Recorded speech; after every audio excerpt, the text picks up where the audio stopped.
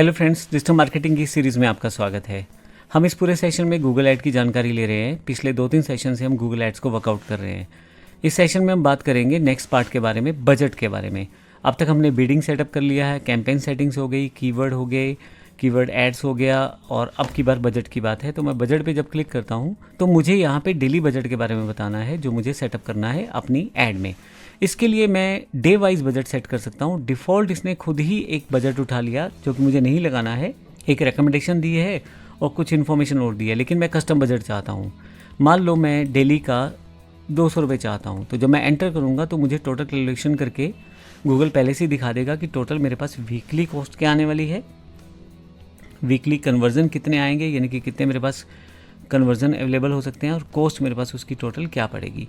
तो एक तरह से यहाँ पे इसको इन्फॉर्मेशन के रूप में दिया गया है। मैं इसी को नेक्स्ट कर देता हूँ यहाँ से। फाइनली रिव्यू सेक्शन में आप आ जाओगे। रिव्यू में जो आपकी पूरी सेटिंग, जितनी भी चीज़ें आपने अभी की हैं, उन सब का एक डिफ़ॉल्ट प्रीव्यू आ जाएगा। तो यहाँ पे अगर आप देखें तो कैंपेन नेम जो था, सर्च क्या टाइप कौन सा था, ऑब्जेक्टिव क्या था, मेरी उस पूरी कैंपेन का गोल क्या है, पेज व्यूज़, बिडिंग मैंने कौन सी सेट की है, कस्टमर एक्विजिशन मैंने कौन सा सेट किया है, फिर नेटवर्क कौन सा सिलेक्ट किया है मैंने, लोकेशंस, लैंग्वेजेस, ऑडियंस कौन सा सिलेक्ट किया है मैंने, और ब्रॉड मैच कीवर्ड्स मेरे पास कौन से हैं जो मैंने ऑफ रखा था, आपको बताया था मैंने। और ऐसे ही मैंने यहाँ पे कीवर्ड्स जो सेटअप किए थे वो वाले बजट मेरा कितना रहा है, तो एक डिफ़ॉल्ट तरह से मैंने यहाँ का सारा सेटअप कर दिया है। अब मेरे पास यहाँ इस अकाउंट में मेरे पास अभी, क्योंकि मेरी बिलिंग सेटिंग सेटअप नहीं है, तो इसलिए मैं इसको नहीं कर पाऊँगा लाइव, लेकिन आपके पास यहाँ कंटिन्यू और नेक्स्ट का बटन आ जाएगा। फाइनली इसके बाद आपका ये ऐड कंप्लीट हो जाता है। बस आपको ध्यान क्या रखना है कि आपके स्टेप्स कौन से हैं और किस तरह से आपको इसको सेटअप करना है।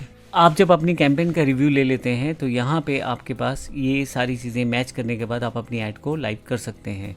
इसके लिए गूगल कुछ समय लेता है, और जो समय वो लेगा वो एक तरह से उसका ओवरव्यू या ऑब्जर्वेशन टाइम रहेगा।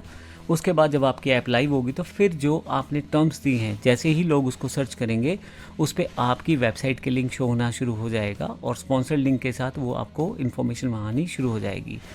यहाँ अभी मैं इसे क्लोज़ करता हूँ और वापस अपने डैशबोर्ड पे आता हूँ, तो आप देखेंगे एक डिफ़ॉल्ट डैशबोर्ड मेरे पास आ गया है। ये वही डैशबोर्ड है, यहाँ से मैंने शुरू किया था अपना कैंपेन को बनाना।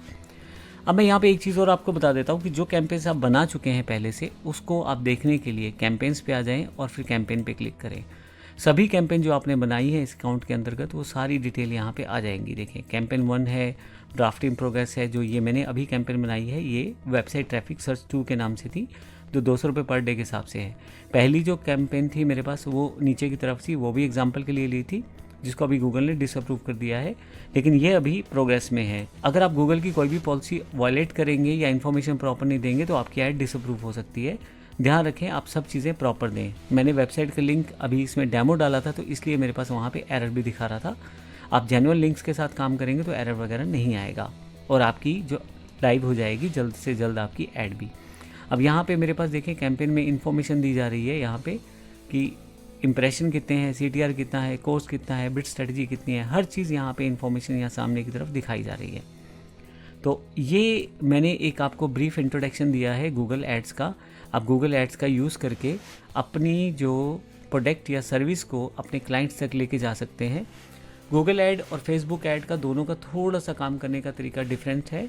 गूगल ऐड जो करता है वो आपको सर्चेस में या वीडियोस के बाहर या इन सारी जगह पे इंफॉर्मेशन दिखाएगा, जहाँ जब कोई क्लाइंट सर्च करेगा उस पर्टिकुलर टर्म को तो फिर गूगल आपकी ऐड शो करेगा उस यूज़र को और फिर आपको दिखाएगा, और फिर आपका जो लिंक अवेलेबल रहेगा वो वहाँ पे शो होना शुरू हो जाएगा स्पॉन्सर्ड में। जबकि फेसबुक इस तरह से काम नहीं करता था। फेसबुक में ऐड शो की जाती है सामने, यूज़र अगर इंटरेस्टेड है, वो कोई सोशल मीडिया पे कोई पोस्ट पढ़ रहा है, उसके सामने एकदम से ऐड आ जाएगा। अगर वो इंटरेस्टेड होता है तो अपना फॉर्म भरेगा और इन्फॉर्मेशन आपके पास आ जाएगी। तो ये एक बेसिक सिनेरियो था जिसमें हमने फेसबुक और गूगल एड्स को वर्कआउट किया है। जो आप दोनों तरह में से जिस ऐड के साथ ज़्यादा कंफर्टेबल हैं उस ऐड को यूज़ कर सकते हैं। दोनों ही प्लेटफॉर्म बहुत बेहतर हैं। दोनों के पास ही करोड़ों लोगों का डेटा है जिनका यूटिलाइजेशन करके आप अपनी बात को काफ़ी सारे लोगों तक लेके जा सकते हैं। आप चाहे प्रोडक्ट सेक्टर से हैं, चाहे आप सर्विस सेक्टर से हैं, आप अगर ऑनलाइन कोई सर्विसेज देना चाहते हैं, कोई कोर्स सेल करना चाहते हैं, कोई अकाउंट्स की सर्विसेज हैं, तो आप ये सर्विसेज बड़े आराम से, टीचिंग सर्विसेज हैं, दे सकते हैं। जबकि अगर आपको प्रोडक्ट सेल्स कर सकते हैं तो या प्रोडक्ट सेल करते हैं तो उसके लिए भी आप इन एड्स का यूज़ कर सकते हैं। तो इस सेशन में मैंने आपको बताया कि किस तरह से फेसबुक और गूगल एड्स का यूज़ करके हम अपनी प्रोडक्ट प्रमोशन को प्रमोट कर सकते हैं। धन्यवाद।